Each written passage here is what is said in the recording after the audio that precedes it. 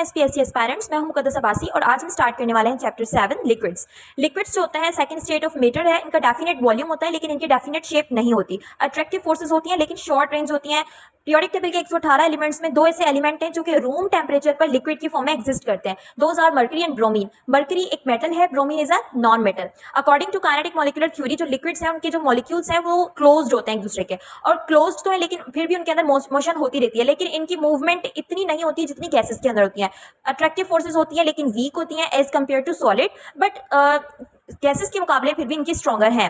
Brownian motion इनके अंदर देखा जाता है। ब्राउनियन मोशन कहते हैं up and down movement of liquid molecules. अब ये अप एंड डाउन मूवमेंट क्यों होती है? Due to collision of molecules with each other. Okay, कुछ प्रॉपर्टीज है लिक्विड्स की, जैसे डिफ्यूजन है। डिफ्यूजन यानी दो मिसिबल लिक्विड्स। मिसिबल का मतलब होता है कि मिक्स होने वाले यानी डिफ्यूज होने वाले या फिर डिजोल्व हो जाने वाले एक दूसरे में। तो दो लिक्विड्स का आपस में मिक्स हो जाना, जैसे कि हम ऑयल को पेट्रोल में मिक्स करते हैं तो इस तरीके से मिक्स हो जाते हैं कि अलग से उनकी लेयर नहीं बनी हुई होती। That's called diffusion. कंप्रेशन जो है अगर देखा जाए तो ये कंप्रेस बहुत ही कम होते हैं एज कम्पेयर टू गैसेस, क्योंकि इनके अंदर स्पेस इतने ज्यादा नहीं होते, मॉलिक्यूल्स एक दूसरे के क्लोज होते हैं। कंप्रेशन की एग्जांपल हाइड्रोलिक ब्रेक सिस्टम में कंप्रेशन का कंसेप्ट यूज किया जाता है। लिक्विड्स को अगर हम हीट करें तो वो एक्सपैंड यानी फैल जाएंगे, अगर आप कूल करेंगे तो वो कॉन्ट्रैक्ट हो जाएंगे। लिक्विड्स के मॉलिक्यूल्स के बीच में जो फोर्स होती है उसे हम कहते हैं इंटरमॉलिक्यूलर फोर्स या फिर वैन डर वाल फोर्स। एक बात याद रखें, एक होती है इंट्रामॉलिक्यूलर फोर्स। जो इंट्रामॉलिक्यूलर फोर्स होती है वो विद इन मॉलिक्यूल होती है, ठीक। जैसे कि HCl में देख लें, अब ये जो chemical bond between hydrogen and Cl बना हुआ है दैट इज इंट्रामोलिकुलर। लेकिन अगर हमारे पास एक और HCl हो और फिर इसके हाइड्रोजन और इसके क्लोरीन के बीच में कोई फोर्स हो that is called intermolecular force, यानी दो मॉलिक्यूल्स के बीच की फोर्स, ठीक। तो ये देखें एक तरह का फिजिकल बॉन्ड है, ये केमिकल बॉन्ड नहीं है, इसमें इलेक्ट्रॉन ट्रांसफर वगैरह नहीं हो रही, ये एक फिजिकल बॉन्ड है। सो वैन डर वाल फोर्सेज आर फिजिकल बॉन्ड्स, ठीक। और ये किस वजह से होती है? ये इलेक्ट्रोस्टैटिक इंटरेक्शन की वजह से होते हैं। And these are also secondary forces, ये केमिकल नेचर के नहीं होती, ठीक है। उसके बाद अब ये जो वैन डर वाल्स फोर्सेज हैं ये तीन तरह की होती हैं। Number 1 is dipole dipole interaction. Dipole का वर्ड ही हमें बता रहा है कि यानी दो पोल्स का होना, यानी दो चार्जेस के बीच का interaction. So it's a electrostatic force of attraction between what? Between the positive end of one polar molecule. जैसे ये एक मॉलिक्यूल है HCl, है तो कोवेलेंट बॉन्ड, लेकिन क्लोरीन के इलेक्ट्रोनेगेटिव नेचर की वजह से इलेक्ट्रॉन्स जो है वो ज्यादा अट्रैक्ट हो चुके हैं क्लोरीन की तरफ। अब क्या होगा? इस पर पार्शियल नेगेटिव चार्ज और इस पर पार्शियल पॉजिटिव चार्ज अपीयर हुई है। अब दूसरा HCl है, उसमें भी यही हाल है। तो हाइड्रोजन जो कि एक मॉलिक्यूल का पॉजिटिव पार्ट है और क्लोरीन जो कि दूसरे मॉलिक्यूल का नेगेटिव पार्ट है, इनके बीच में जो इंटरेक्शन हो रही है that is called dipole dipole interaction. Dipole dipole interaction as compare to covalent bond इतनी स्ट्रेंथ नहीं होती इसकी। ऐसा कहें कि 1% जो कोवेलेंट बॉन्ड की स्ट्रेंथ है ना that is dipole dipole interaction, ठीक। अब जो next van der Waals force है that is hydrogen bonding. Hydrogen bonding भी एक तरह की फोर्सेज ऑफ अट्रैक्शन है, लेकिन ये खास तौर पर हाइड्रोजन और दूसरे मॉलिक्यूल के लोन पेयर के बीच में जो अट्रैक्शन होती है उसको हम हाइड्रोजन बॉन्ड कहते हैं। तीन तरह के एलिमेंट्स हाइड्रोजन बॉन्ड बना सकते हैं एंड दोज आर फोन, यानी फ्लोरीन, ऑक्सीजन एंड नाइट्रोजन। इन तीनों के अलावा कोई और एलिमेंट नहीं बना सकता। अच्छा, अब एक और पॉइंट याद रखनी है कि जितनी भी इंटरमोलिकुलर फोर्सेज हम पढ़ रहे हैं, तीन पढ़ेंगे ना, तो तीनों में सबसे स्ट्रॉन्ग हाइड्रोजन बॉन्ड है। कोवेलेंट बॉन्ड केमिकल बॉन्ड है तो उसके मुकाबले में देखें कि ये कितना स्ट्रॉन्ग है, तो कोवेलेंट बॉन्ड का 5 to 10% इसकी स्ट्रेंथ है, फिर भी अच्छी खासी है। लेकिन सेकेंडरी बॉन्ड में देखें तो सेकेंडरी बॉन्ड में सबसे स्ट्रॉन्गेस्ट हाइड्रोजन बॉन्ड होता है। एप्लीकेशंस पर आए तो देखें सल्फर और ऑक्सीजन दोनों एक ही ग्रुप के एलिमेंट है। सल्फर दोनों ही हाइड्रोजन के साथ कंपाउंड बना रहे हैं। अब जो वाटर है दैट इज लिक्विड, लेकिन H2S एक गैस है, वो इस वजह से क्योंकि इसमें हाइड्रोजन बॉन्ड है और इसमें हाइड्रोजन बॉन्ड नहीं है, इसलिए मॉलिक्यूल्स दूर दूर होते हैं। DNA और प्रोटीन में भी हाइड्रोजन बॉन्ड पाया जाता है। सोप एंड डिटर्जेंट का क्लीनिंग एक्शन ये भी हाइड्रोजन बॉन्ड की वजह से होता है। पेंट्स का एडहेसिव होना एक्शन में, नेचर में, ये भी क्या नाम है, हाइड्रोजन की वजह से होता है, हाइड्रोजन बॉन्ड की वजह से होता है। थ्रेड का टेंसाइल और रिजिड होना that's also due to the hydrogen bond. फिर वाटर के अंदर कुछ यूनिक प्रॉपर्टीज है वो भी हाइड्रोजन बॉन्ड की वजह से है, जैसे कि स्पेसिफिक हीट का हाई होना। अब स्पेसिफिक हीट क्या होती है कि एक मतलब कितनी हीट चाहिए किसी भी चीज के टेम्परेचर को बढ़ाने के लिए या कम करने के लिए, बाय 1 सेंटीग्रेड, 1 डिग्री सेल्सियस बढ़ाने के लिए या कम करने के लिए जितनी हीट रिक्वायर्ड होती है उसे हम स्पेसिफिक हीट कहते हैं। तो वो वाटर की बहुत ज्यादा हाई है, यानी वाटर जो है वो वार्म होने के लिए भी बहुत ज्यादा हीट लेगा, कूल भी होने के लिए भी बहुत ज्यादा हीट लेगा। यही वजह है कि मतलब आसानी से ना इसको कूल कर सकते हैं ना आसानी से इसको वार्म किया जा सकता है, and it is also due to the hydrogen bond. फिर वाटर की बॉइलिंग पॉइंट भी हाई है। कोवेलेंट बॉन्ड जितने भी होते हैं उनकी low melting point boiling point होती है, लेकिन वाटर की 100 सेंटीग्रेड बॉइलिंग पॉइंट है। वो इस वजह से क्योंकि एक मॉलिक्यूल वाटर का 4 हाइड्रोजन बॉन्ड बना सकता है। अब उन चारों को तोड़ने के लिए बहुत ज्यादा हीट चाहिए। इसी के कंपैरिजन में अगर हम HF लें तो फ्लोरीन की तो इलेक्ट्रोनेगेटिविटी भी ज्यादा है, लेकिन फिर भी ये स्ट्रॉन्ग बॉन्ड नहीं बनाता हाइड्रोजन। स्ट्रॉन्ग हाइड्रोजन बॉन्ड फिर भी ऑक्सीजन ही बना रहा है। रीजन ये है कि HF इतने ज्यादा हाइड्रोजन बॉन्ड नहीं बना सकता, लीनियर स्ट्रक्चर है, इस वजह से ज्यादा ये HF2 हाइड्रोजन बॉन्ड बना सकता है, लेकिन वाटर जो है वो पूरे के पूरे 4 बॉन्ड बना सकता है। फिर वाटर की डेंसिटी का हाई होना भी इसी की वजह से होता है, हाइड्रोजन बॉन्ड की वजह से होता है। देखिए 20 सेंटीग्रेड पर वाटर की जो डेंसिटी काउंट की गई दैट इज 1 ग्राम पर सेंटीमीटर क्यूब। विस्कोसिटी का हाई होना, सरफेस टेंशन का हाई होना, it's all due to the hydrogen bond. फिर एनोमलस बिहेवियर का भी होना जो है हाइड्रोजन बॉन्ड की वजह से है। एनोमलस बिहेवियर का मतलब क्या है, देखें कि हमने पढ़ा है कि जब भी आप लिक्विड को हीट करोगे तो वो क्या हो जाता है, एक्सपैंड हो जाता है, और अगर आप कूल करोगे तो उसके अपोजिट कॉन्ट्रैक्ट हो जाएगा। लेकिन ऐसा है कि 4 सेंटीग्रेड जहां पर वाटर अपनी हाईएस्ट डेंसिटी शो करता है, इस टेम्परेचर से बिलो वाटर अपना ऑपोजिट बिहेवियर शो कर रहा है। यानी अगर आप 4 to 0 जा रहे हो, यानी आप टेम्परेचर को क्या कर रहे हो, डिक्रीज कर रहे हो। टेम्परेचर को डिक्रीज करने से क्या होना था, कॉन्ट्रैक्शन होनी थी, लेकिन यहाँ पर एक्सपेंशन होना स्टार्ट हो जाती है। फिर आप 4 to 0 जब आओगे तो क्या होनी थी, एक्सपेंशन होनी थी, यहाँ पर कॉन्ट्रैक्शन होना स्टार्ट हो जाती है, यानी इसका ऑपोजिट बिहेवियर शो कर रहा होता है वाटर। रीजन क्या है, देखें जब आप 4 to 0 जा रहे हो यानी टेम्परेचर को लो कर रहे हो, तो क्या होगा कि काइनेटिक एनर्जी मॉलिक्यूल्स की लो हो जाती है और मॉलिक्यूल्स एक दूसरे के करीब आ जाते हैं। अब एक मॉलिक्यूल 4 हाइड्रोजन बॉन्ड बना रहा होता है, इतने ज्यादा एक मॉलिक्यूल अगर हाइड्रोजन बॉन्ड बनाएगा तो क्या होगा, इंटरेक्शन ज्यादा हो जाएगा और जो लिक्विड है वो कन्वर्ट हो जाता है किसमें, आइस में कन्वर्ट हो जाता है।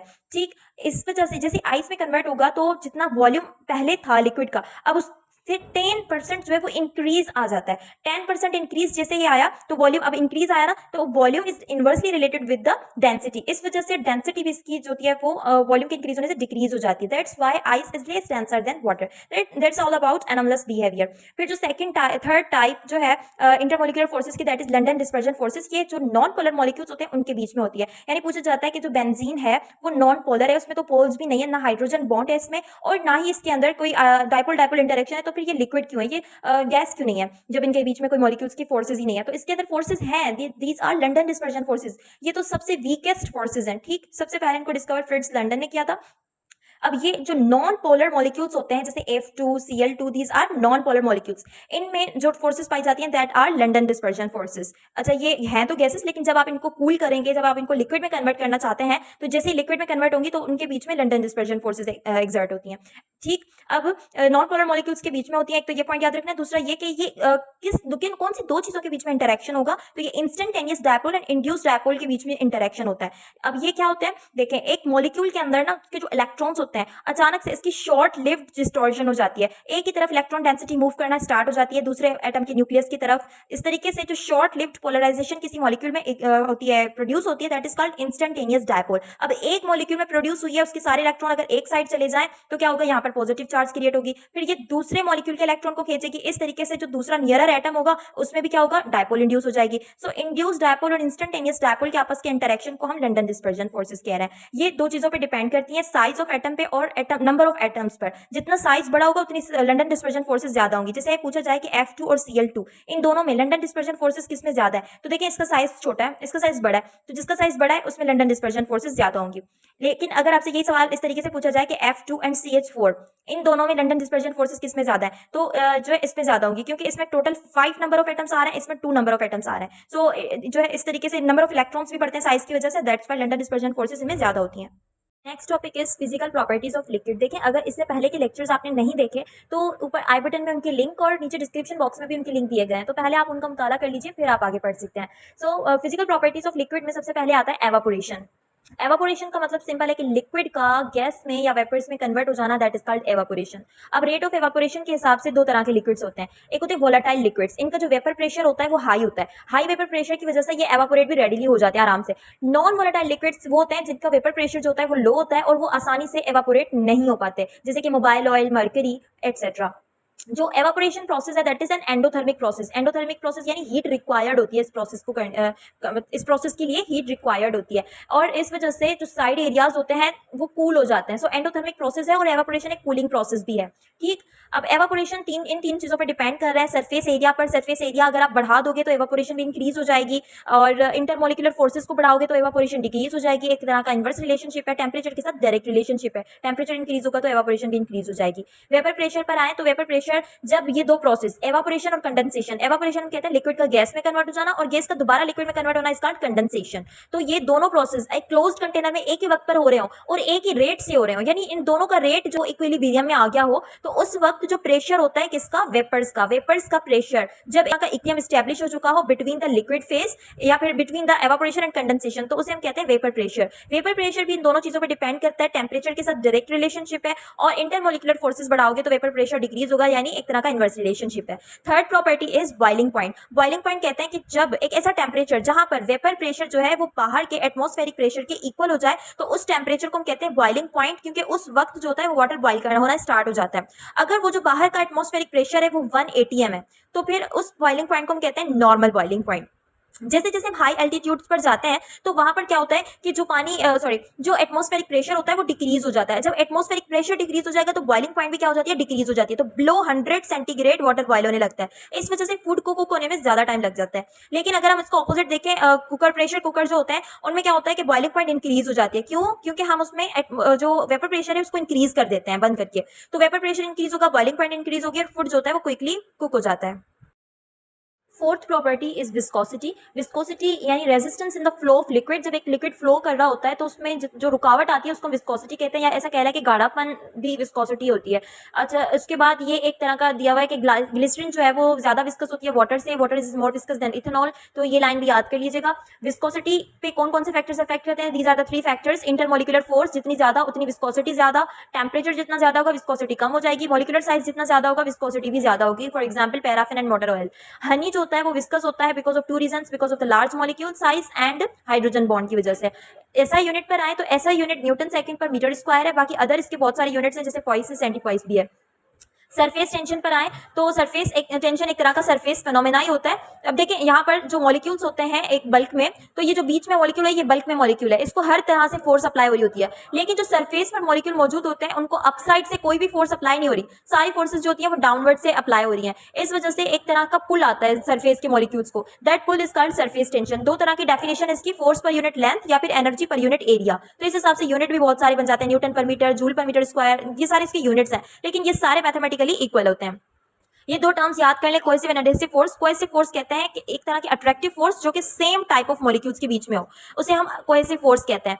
फॉर एग्जाम्पल मरकरी होता है ना, मरकरी लिक्विड है लेकिन अगर आप उसको हाथ में लेंगे आप उसको हाथ में ले नहीं सकोगे, ना ही आपके हाथ को वो वेट करेगा। ठीक, वो इस वजह से क्योंकि उसकी कोहेसिव फोर्स इतनी ज्यादा होती है तो वो मॉलिक्यूल्स आपस में ही चिपके रहते हैं, वो आपके हाथ में ही नहीं आएंगे और ना ही कभी आपके हाथ को वेट कर सकेंगे। अडेसिव फोर्स उनके opposite different types of molecules के बीच में जो फोर्सेस होती है वो अडेसिव फोर्स होती है। फॉर एग्जाम्पल आप देखेंगे कि बोतल पर जो है ना वाटर के ड्रॉप्स जो होते हैं वो चिपके हुए होते हैं, that is due to the adhesive force. ठीक, ये जो अडेसिव फोर्स होती है कि वेट कर देती है लिक्विड जो होते हैं। अब जैसे पानी है, पानी को आप हाथ में लोगे तो हाथ गीला हो जाता है, that is due to the adhesive force, क्योंकि उसमें अडेसिव फोर्स है आपके हाथ के साथ चिपकने की। और अगर आप इसको इस तरीके के ट्यूब में डाल दोगे, किसको, अडेसिव फोर्स वाले किसी भी लिक्विड को, तो क्या होगा, जो शेप बनेगी दैट इज कॉनकेव मेनिस्कस की शेप बनेगी, यानी कुछ इस तरीके की शेप दिखाई देती है, that is called concave meniscus. Meniscus shape of the liquid को ही कहते हैं। ठीक, सरफेस टेंशन का एक और ट्रेंड दिया हुआ है कि जो मरकरी है उसके ज्यादा सरफेस टेंशन है as compare to water, water की ग्रेटर है बेंजीन से। इस तरीके से ये लाइन पूरी याद कर लीजिएगा। टेम्परेचर के साथ सरफेस टेंशन इनवर्सली रिलेटेड होती है। फिर कैपिलरी एक्शन पर आए तो कैपिलरी एक्शन यानी लिक्विड का राइज हो जाना एक कैपिलरी ट्यूब में, that is due to both cohesive and adhesive forces. Cohesive force की वजह से लिक्विड फ्लो करता है, अडेसिव फोर्स की वजह से वो कैपिलरी में राइज होता है। ठीक, और भी काफी सारे एग्जांपल है जैसे इंक का ब्लोटिंग पेपर पर स्प्रेड हो जाना is also capillary action. Oil का लैंप के विक्स में राइज होना this also due to the capillary action. ये 3 टर्मिनोलॉजीज आती हैं। फिर ये भी आप याद कर ले कि 1 मोल ऑफ सॉलिड को अगर लिक्विड में कन्वर्ट करना है तो जितनी हीट रिक्वायर्ड होती है that is called molar heat of fusion. जैसे आइस को वाटर में कन्वर्ट करने के लिए plus 6.02 kilo joule per mole heat चाहिए, that is called molar heat of fusion. इस तरीके से अगर आप 1 मोल ऑफ लिक्विड को गैस में कन्वर्ट करोगे तो जो हीट रिक्वायर्ड होगी that is called molar heat of vaporisation. ठीक, आप इसमें कंपैरिजन कर सकते हैं कि आइस को वेपर में कन्वर्ट करने के लिए इतनी हीट चाहिए जो कि बहुत ज्यादा है as compare to molar heat of fusion, यानी heat of vaporisation is always greater than molar heat of fusion. ये इस वजह से है क्योंकि आइस आप अगर सॉलिड से लिक्विड में जा रहे हैं तो इतनी ज्यादा हीट की जरूरत नहीं पड़ रही क्योंकि इतने ज्यादा मॉलिक्यूल्स का गैप हमें नहीं चाहिए। लेकिन लिक्विड को जब आप गैस में कन्वर्ट करते हो तो मॉलिक्यूल्स को बहुत ज्यादा सेपरेट करना पड़ता है और उसके लिए हीट भी ज्यादा चाहिए होती है। Then we have molar heat of sublimation. 1 mole solid को अगर आप वेपर्स में कन्वर्ट कर रहे हो that is the heat required for this conversion is called molar heat of sublimation. ये कुछ एग्जाम्पल भी दी हुई है। अब आते हैं लिक्विड क्रिस्टल पर जो कि लास्ट टॉपिक है। ये एक तरह की स्टेट ऑफ मैटर है लेकिन इसकी जो नेचर है वो सॉलिड और लिक्विड इन दोनों के बीच में आती है, इंटरमीडिएट है। इसको सबसे पहले फ्रेडरिक रिंसर ने 1888 में डिस्कवर किया था जब वो कोलेस्ट्रॉल की प्रॉपर्टीज पर वर्क कर रहे थे। अब ये होती क्या है, जैसे कुछ क्रिस्टलाइन सॉलिड्स ऐसे होते हैं जिनको जब हीट किया जाता है मेल्ट करने के लिए, जब उनको मेल्ट किया जाता है तो वो लिक्विड में कन्वर्ट होने से पहले कुछ एक ऐसी स्टेट में चले जाते हैं जो कि ना तो पूरी से सॉलिड होती है ना पूरी तरीके से लिक्विड होती है, दैट इज कॉल्ड क्रिस्टल। ठीक। अब जो इनकी प्रॉपर्टीज है वो दोनों से लिक्विड मिलेंगी, सॉलिड से भी मिलेंगी। ठीक। अब ये इनकी कुछ प्रॉपर्टीज जो कि लिक्विड से मिलती है, that is ability to flow. Liquid की तरह ये आराम से फ्लो कर जाते हैं, लेकिन इनकी अगर हम मॉलिक्यूलर अरेंजमेंट देखें तो वो बिल्कुल क्रिस्टलाइन सॉलिड्स की तरह होती है। इनके उसके अलावा एनआइसोट्रॉपिक की प्रॉपर्टी रखते हैं और ऑप्टिकल प्रॉपर्टीज रखते हैं, ये भी सॉलिड की ही प्रॉपर्टीज है। तो इन दोनों के बीच में इंटरमीडिएट आती है ये। यूजेस आते हैं लिक्विड क्रिस्टल्स के, ये यहाँ से आप स्क्रीनशॉट लेके याद कर लें, लेकिन इसमें समझने वाली कोई सी भी चीज़ नहीं है। यहाँ पर हमारा चैप्टर एंड हो जाता है, अब आप इसको बुक से रीड कर लें। तो अगर आपको वीडियो लेक्चर्स पसंद आए हैं मेरे, तो आप लाइक करें, सब्सक्राइब करें, शेयर करें। Thank you so much.